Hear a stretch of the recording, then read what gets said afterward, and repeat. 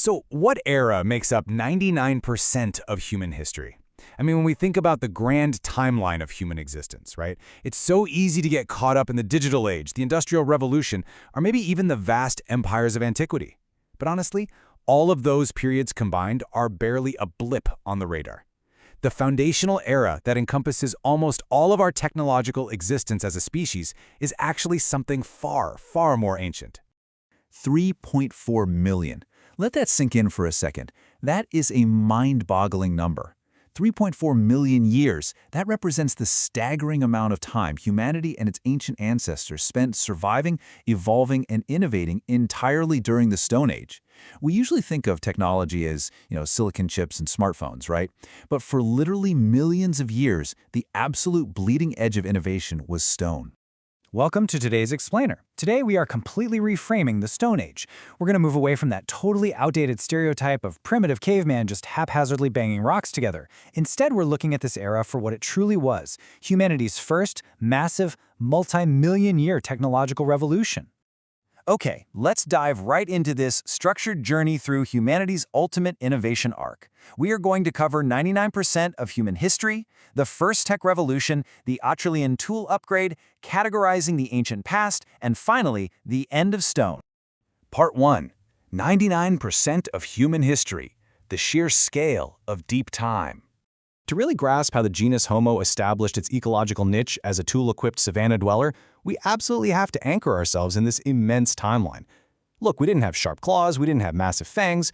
Our primary survival mechanism was our ability to manipulate the environment.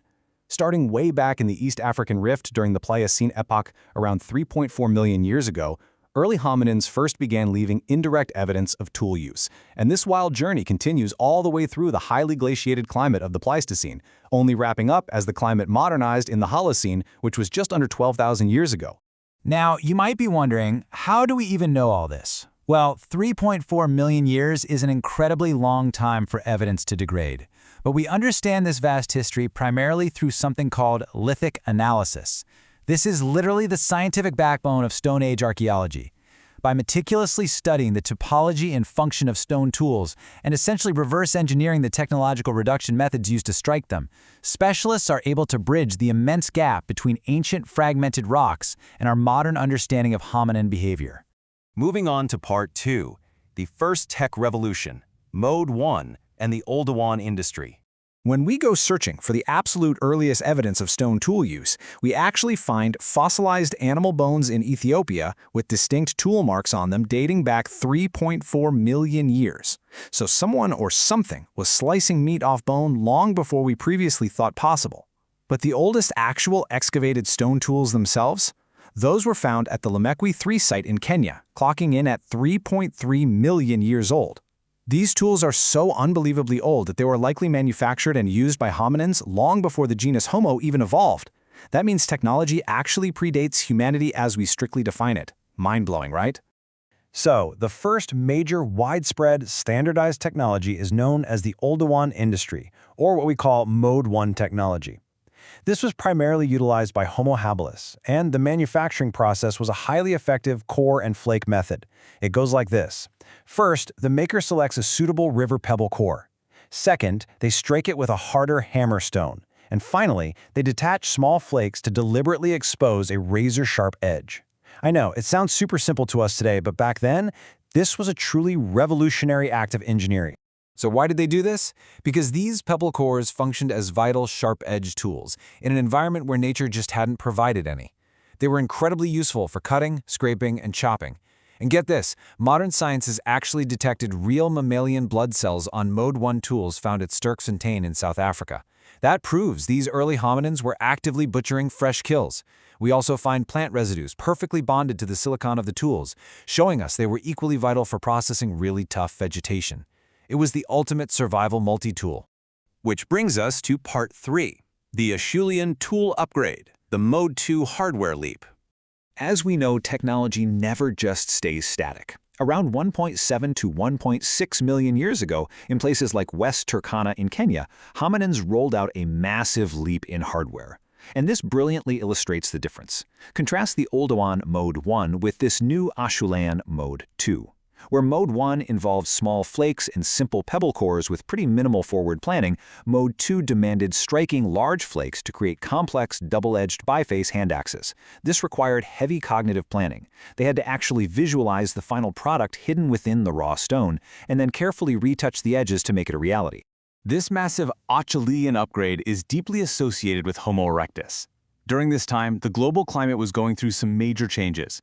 Increasing aridity was drying out the parklands and essentially forcing Homo erectus out into wide-open grasslands.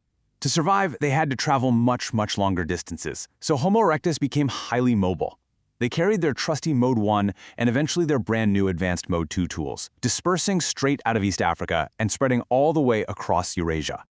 The true essence of this upgrade is captured perfectly in this quote from the source material. It says that the primary technological distinction remaining between Oldowan and the Acheulean is the preference for large flakes, we're talking over 10 centimeters, as blanks for making large cutting tools. Hand axes, cleavers, the whole shebang.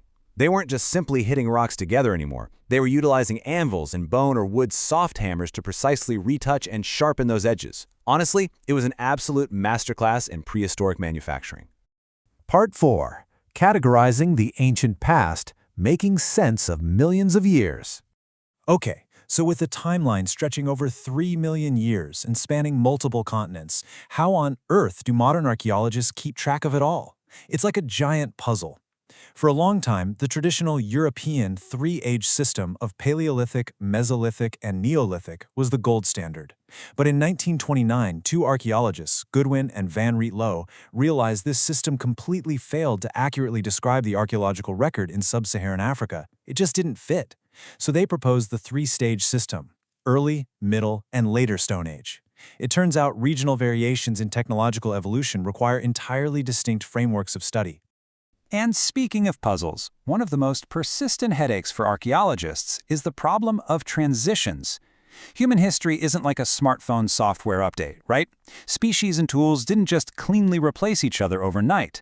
For years, scientists chased what they called will-o'-the-wisps, basically false intermediate periods that were later totally corrected by better, modern radiometric dating. The reality is far messier. Multiple hominin species and multiple tool types often overlapped contemporaneously in the exact same regions for hundreds of thousands of years, just gradually trading customs and techniques back and forth.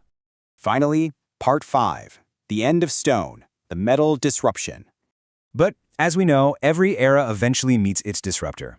After over 3 million years of absolute dominance, stone hardware finally met its match. Now, humanity had been playing around with simple, naturally malleable metals, like gold for ornamentation, for quite some time. But the true beginning of the end, that was the innovation of smelting copper ore. The ability to use intense heat to chemically extract and melt metal right out of a rock changed absolutely everything. Occurring between 6000 and 2500 BC, this disruption officially brought about the Chalcolithic, or the Copper Age. So the crucial point here is that this transition varied wildly across the globe. It wasn't uniform at all. In Serbia, for instance, the Vinča culture was pioneering metallurgy as early as the 6th millennium BC. Meanwhile, look at Utsi the Iceman in 3300 BC. He was essentially a walking transition period carrying both a next-gen copper axe and a traditional flint knife side by side. And over in the Americas, Proto-Inca cultures maintained highly sophisticated Stone Age technology until roughly 2000 BC. The phase-out of stone was gradual, highly regional, and deeply complex. Which leaves us with a final, rather humbling thought to ponder today. Our ancient ancestors engineered survival tools out of literal rock that have successfully sat in the earth, fully intact and telling their story for 3.4 million years. When future archaeologists look back at our silicon chips, our massive server farms, and our endless plastics, what will our modern age actually leave behind in the archaeological record, compared to the enduring absolute dominance of the Stone Age? Thanks for joining me on this explainer today. I'll see you on the next one.